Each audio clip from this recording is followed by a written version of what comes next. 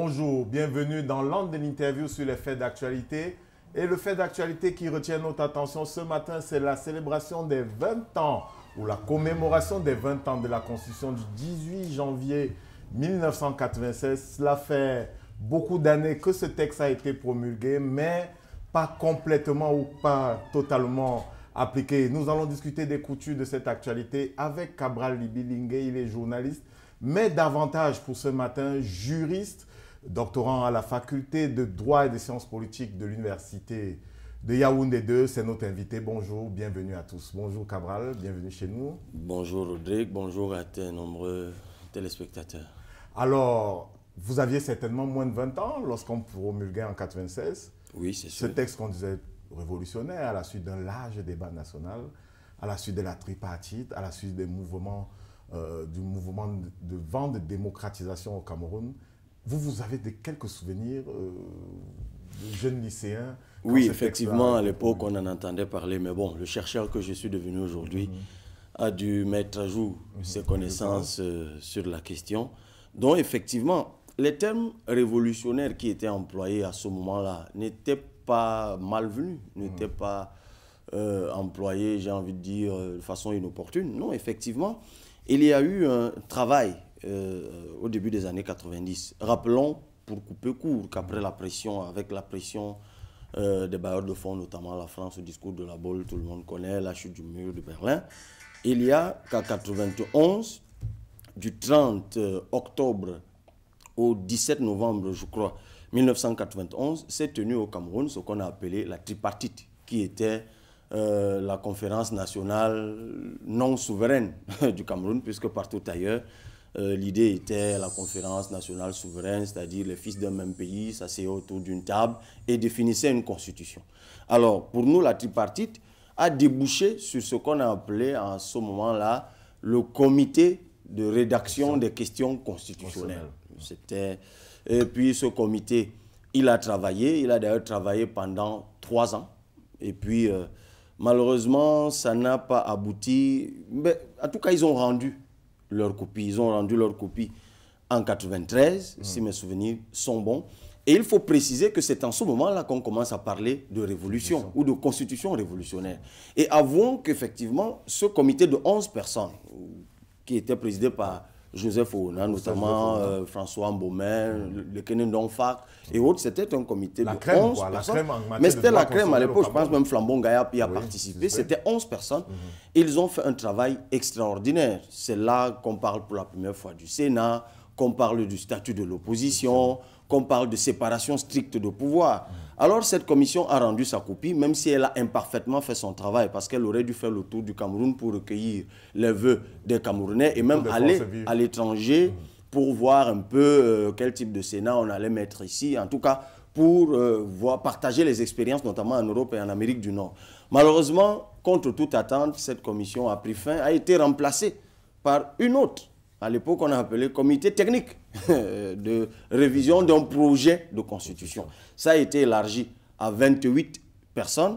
C'était d'ailleurs présidé toujours par Joseph Oona. Ça a été élargi, les comptes communis rentrent dans l'affaire, les institutionnels rentrent dans l'affaire. Et c'est en ce moment-là, nous sommes en 93, puisque vous en avez parlé, qu'on parle de large débat. Que Paul Biya lui-même parle de large débat national. Bon, son ministre au compte communis de l'époque lui parlait de grand débat national.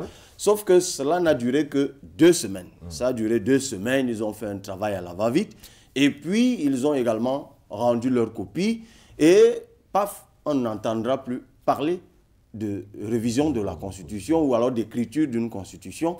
Et l'affaire va ressurgir en décembre 1994, je crois. En décembre 1994, lorsque Paul Biya va donc rendre public ce qu'on a appelé les propositions du président de la République. Alors, il va proposer, il va faire ses propositions et il va créer, cette fois, un comité, une commission, ça c'était à l'Assemblée, une commission d'études, je ne sais plus comment ça s'appelait exactement, une commission de rédaction, je ne sais pas, de la Constitution. En tout cas, cette commission, qui elle-même a été élargie, cette fois à 57 membres, elle a été élargie à 57 membres, et présidée cette fois par Simon Achidi Achou, et avec comme modérateur Premier ministre à l'époque, et puis M. Moukoko Mbonjo, comme directeur de cabinet, rapporteur. Ouais. Alors c'est cette commission, ce comité qui a travaillé, ce comité d'études des questions constitutionnelles qui a donc travaillé, et puis eux-mêmes vont rendre leur copie. Un an plus tard, nous sommes en 1995,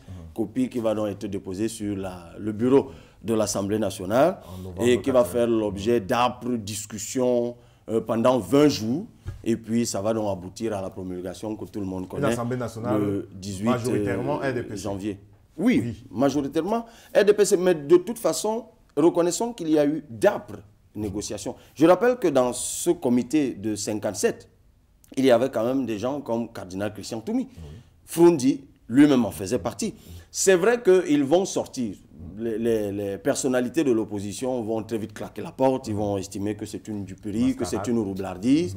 Ils vont claquer la porte, ils vont s'en aller. D'ailleurs, il me souvient, en tout cas, d'après ce que vous avez lu, d'après ce que j'ai lu, cette citation du cardinal Christian Toumi qui, au bout des travaux, dira tôt ou tard, il faudra écrire une nouvelle constitution au Cameroun. Mais toujours est-il que, voilà dans quel contexte historique cette constitution. Donc, au départ, il y avait véritablement, sous la pression du vent de démocratisation, des idées, mais lumineuses. On voulait vraiment une autre république. On parle même de troisième république. À l'époque, on mobilise la crème de l'intelligentsia. Je vous parle de la commission de 57. Il y avait les Thomas Melonet, Bipungu, en fait, tout ce qu'il y a comme intelligence constitutionnelle à l'époque, tout le monde est associé. Mais comme je vous l'ai dit, depuis la commission ou le comité de rédaction, en passant par le comité technique, des travaux ont toujours été faits. C'est d'ailleurs pour ça que certains chercheurs dédouanent souvent le professeur Joseph Ouna quand on l'accuse d'être l'auteur de la Constitution actuelle. Et ces gens ont souvent raison parce qu'effectivement, ils ont souvent tort, je devrais dire. Parce que le travail qui avait quand même été rendu public par la commission présidée, ou les deux présidés par Joseph Ouna, était plutôt, tendait véritablement à moderniser l'environnement politique au Cameroun. C'était quand même une constitution, j'ai pu voir la copie dans le cas de Méché, c'était 167 articles. Et je vous assure, il y avait beaucoup de choses révolutionnaires. On parle même d'élections à 2 tours à l'époque. C'est vraiment révolutionnaire, sauf que le président Biya... projet qui a été déposé à le président Biya dès 1995. Effectivement. Mais dès 93, parce que ça se gâte, dès décembre 93, le président Biya reprend la main. Les villes mortes sont derrière nous, il contrôle l'Assemblée, il n'est véritablement plus sous pression. Bon, il a les coudées, entre guillemets, franches, donc il a tranquillement torpillé le travail qui avait été fait par ceux qui ont travaillé dans un climat de tension, puisque, bon, c'était désormais un peu plus apaisé. Comme je l'ai dit tantôt, il avait repris la main. Et puis, bon, la suite, tout le monde la connaît, il a promulgué le 18 janvier, ce que nous avons. Mais est-ce que, comme le cardinal Christian Toumi le dit, il faut tôt ou tard une autre constitution, puisque 20 ans après, voilà une constitution que le président Biya a choisi, disons, à imposer à l'Assemblée nationale, qui était majoritairement RDPC. 20 ans après, on constate que les institutions prévues dans cette constitution, jusque-là, ne sont pas mises en œuvre. Certaines dispositions, notamment l'article 66 sur la déclaration des biens des personnalités dirigeant le budget de l'État, ne sont pas appliquées. Qu'est-ce qui fait problème donc aujourd'hui? S'il était libre en 1996 de promulguer une constitution comme celle-là, et que 20 ans après, il n'a pas mis en œuvre. En tout cas, je pense que tant que le président Biya sera au pouvoir, il sera très difficile qu'advienne cette constitution de nos belles rêveries, en fait, cette constitution moderne, à laquelle nous sommes bien obligés d'arriver un jour. Ce d'autant plus qu'entre-temps, le Cameroun a quand même ratifié des instruments internationaux tels la Charte africaine de la démocratie, des élections et de la gouvernance, qui fixe quand même les standards en matière de démocratie. Mais comme je le dis toujours, n'attendons pas du président Biya ce qu'il est génétiquement incapable de faire. En fait, le président Biya est quand même issu d'un système, c'est le système ojulatiste aïdoïste, comme j'aime à le rappeler. Culturellement, oui, et même politiquement, je précise même politiquement, génétiquement. Bon. Parce qu'il faut le lire. Il faut lire le président Biya pour le libéralisme communautaire, notamment lorsqu'il parle d'une nouvelle société. Qui est le manifeste par excellence, d'expression de sa pensée, en tout cas une pensée qu'il partage, même s'il se dit qu'ils ont été nombreux à l'écrire. Lorsqu'il parle d'une société politique nouvelle au Cameroun, il fait très bien l'apologie du parti unique. Le président Biya est clair, il est pour des avancées démocratiques, mais il le dit clairement, ça ne va pas se faire dans cette démocratie que tout le monde imagine, avec une dispersion d'énergie. Il a besoin de l'allégeance. Je le paraphrase, hein, des fonctionnaires, il a besoin de tout le monde. Et ce n'est que sous la pression, en 90. L'ouvrage est publié en 87 aux éditions Jean-Pierre Fabre. 3 ans plus tard, il y a le discours de la Bolle, dont les choses changent. Il est bien obligé de se soumettre, tout au moins formellement, à cela. Sauf que ça n'a pas vite marché au Cameroun, comme ailleurs. 3 années se sont écoulées de 90 à 93. Les villes mortes, il a réussi à les gérer. Tout ce qu'il y a eu comme trouble, il a réussi à contrôler. Du coup, il est revenu à ses premières convictions en se disant, ben tiens, il n'y a plus péril en la demeure, je contrôle l'appareil, je peux revenir à ce que j'ai toujours pensé. C'est pour ça que de 93 à 96, l'affaire est plutôt torpillée. Donc je ne pense pas. Alors si, au début des années 90, il n'a pas pu faire ce que l'environnement l'obligeait à faire, je ne vois pas pourquoi aujourd'hui qu'il est hyper dominant, il ferait ce qu'il n'a pas fait hier. Sauf si effectivement en fin de règne, il décidait de laisser à la postérité quelque chose de futuriste. Ce qui n'est même pas très difficile à faire. Parce que, je l'ai dit il y a quelque temps, les débats qu'il y a eu en 95 étaient des débats de très haute facture. Et mais vraiment, lorsque vous lisez le professeur Alain Didier Olinga, notamment dans la Constitution de la République du Cameroun, il fait une très belle analyse diachronique et situationnelle de l'adoption de ce texte. Vous voyez qu'on a dû se reprendre à maintes reprises. Il a fallu que les caciques du système montent au créneau à l'époque, hein, et ce n'était pas Joseph Ouéna en tant que tel, c'était des personnes comme Contu Comeni, Hilarion Eton, qui montent au créneau à l'époque pour porter cette affaire. Donc, mais néanmoins, le rendu était, reconnaissons-le, suffisamment moderne. Oui, bon niveau. On parle quand même du Sénat, on parle quand même de la Cour constitutionnelle, on parle quand même de l'article 66 que vous avez évoqué tantôt. Donc, effectivement, il y a eu des avancées. Mandats qui a sauté. Voilà, on impose la limitation des mandats. Donc, on est quand même sorti de 95 avec quelque chose de substantiellement intéressant. Bon, maintenant, il y a le fameux article 67 qui a donc introduit la progressivité. Bon, on est toujours dans la progressivité. Qu'est-ce que ça veut dire juridiquement? J'en sais rien.